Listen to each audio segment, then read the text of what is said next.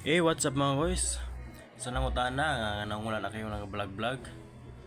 Wala na, busy kayo sa trabaho niya. Kapoy na edit-edit po ba niya? Di kaya po mag-viral. Yan karon. Yan ay nangutaan na nganong naka-ipon ba ko sa akong trabaho, nakapag-ipon na ba ko ang tubag. Oo. Nakatigom na ko gamay.